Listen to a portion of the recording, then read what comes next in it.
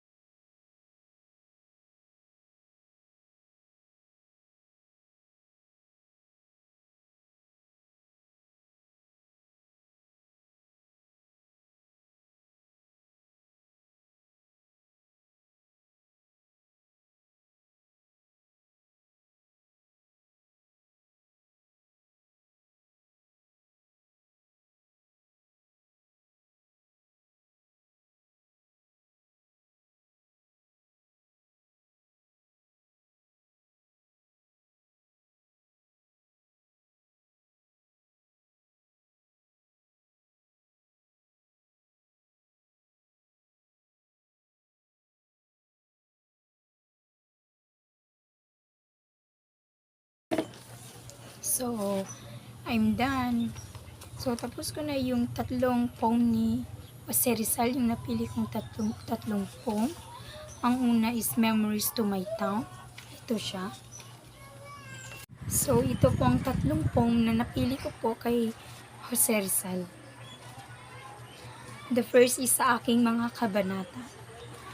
Kapag ka ang bayay sadyang umiibig sa kanyang salitang kaloob ng langit, sanlang kalayaan na saring masapit katulad ng hibong na sa himpapatawid. Pagkat ang salita isang kahatulan sa bayan, sa nayon mga kaharian, mga isang tao ay katulad kabagay ng alin manglika noong kalayaan.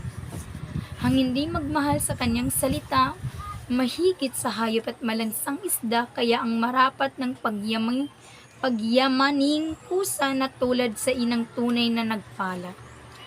Ang wikang Tagalog tulad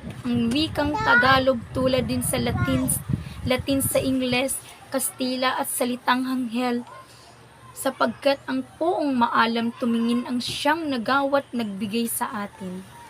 Ang salitay nati huwad din sa iba na may alfabeto at sariling letra na kaya'y nawalay dinatnan ng singwe ang lunday sa lawa noong dakunang una.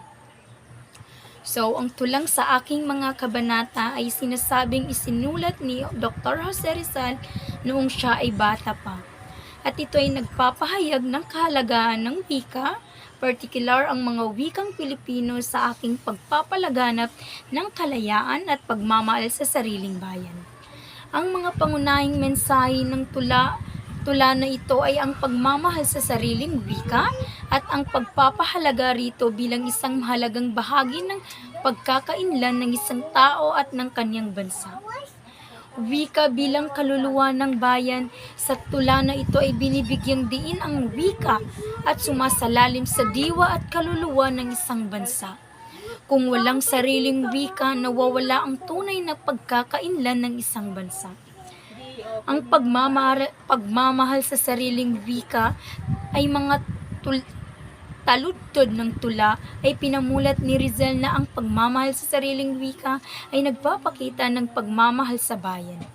Ang sinumang hindi marunong magmahal sa sariling wika ay tinuring na mas mababa kaysa sa mga hayop at isda ayon sa tula. Ang kalayaan at wika ay pinapahayag din sa tula na ang wika ay may mahalagang papel sa pagkamit ng kalayaan. Ang bansa na may sariling wika at may kakayahang lumaya at magsarili.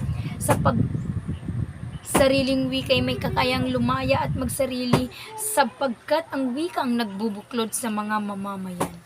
Bagaman ang mga kontrolado tungkol sa tunay na author ng tula na ito ay malaki pa rin ang impluwensya nito sa pagpapaalab ng damdamin makabayan at ang pagpapahalaga ng sariling Pilipino, ang tula na ito ay nagiging simbolo ng pagmamahal sa sariling wika at nagsisilbing inspirasyon sa mga Pilipino na nagpapatuloy na yakapin at pahalagaan ang kanilang kultural na pagkakainlan.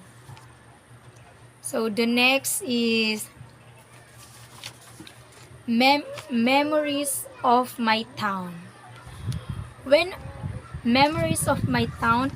I recall the days that saw my childhood of yore beside the verdant shore of a murmuring lagoon, when I remember the sign of the breeze that on my brow sweet and caressing did blow with coolness full of delight, when I look at the lily white fields up with her violent and the stormy element on the sun, that meekly sleep when I sleep intoxicating scan from the flowers in hell, which at the dawn they exhale when at us it begins to beep. I sadly recall your face, O precious infancy, that a mother loving did success to embellish. I remember a simple town, my cradle, joy and bone, beside of the cool lagoon, the seat of all my wish. Oh yes, with uncertain pace I trod you forest lands, and on your river banks of the sun I found at your rustic rustic temple I pray with a little boy simple. Faith in your aura flawless breath fill in my heart with joy profound, so I God in the grandeur of your woods, which for centuries stand never did I understand. In your bosom what sorrows were, while I gaze on your sky neither love nor tenderness filled me, cause my happiness in the heart of nature of rest there. So, ang memories of my town ay isang tula ni Dr. Jose Rizal na isinulat niya noong siya ay nasa Europe at nagpapahayag ng kanyang pagmamahal at pananabik sa kanyang bayan. Ang Calamba, Laguna sa tula na binalikan ni Rizal ang mga alaala ng kanyang kabataan.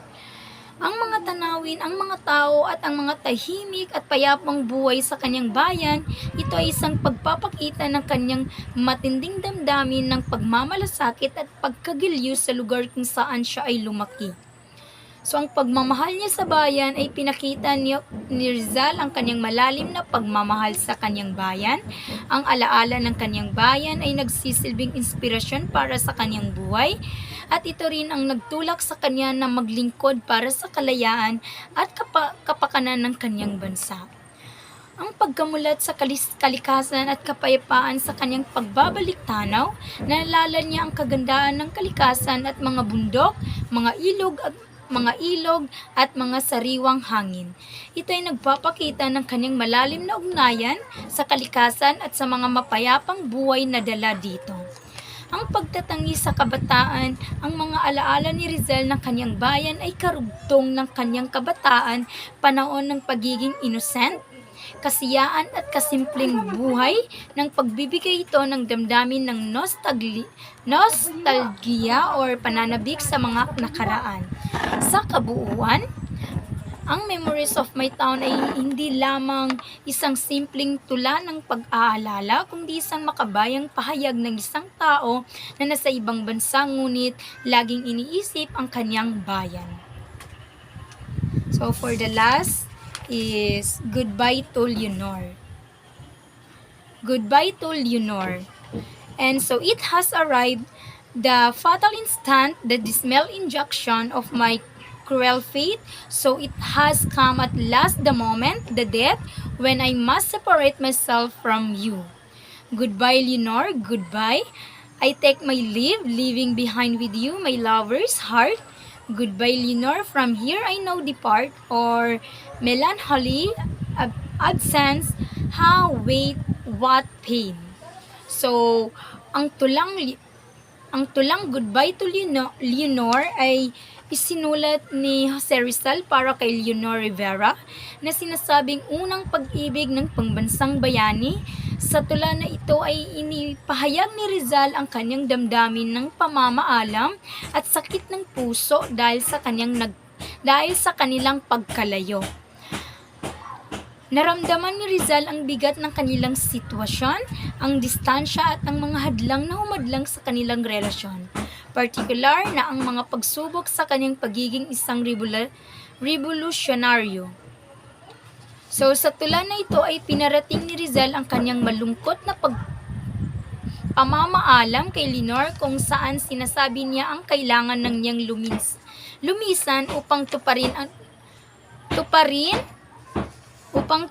ang mas mataas na layunin, ang paglilingkod sa bayan, gayon pa man naroon pa rin ang kanyang pagmamahal, at bagamat napipilitan siyang iwan si Leonor, umaasa siyang ang kanilang damdamin ay mananatili. Ipinakita din ng tula na ito ang sakripisyong ginawa ni Rizal para sa kanyang bayan at ang personal na kalungkutan ng dulot ng kanyang pag-alis mula sa taong mahal niya. Sa madaling salita, ang pag-ibig ni Rizal para kay Leonor ay isinasabi niya para sa mas mahalagang misyon ng kalayaan at reforma sa lipunan. Yun lang po. That's all. Thank you.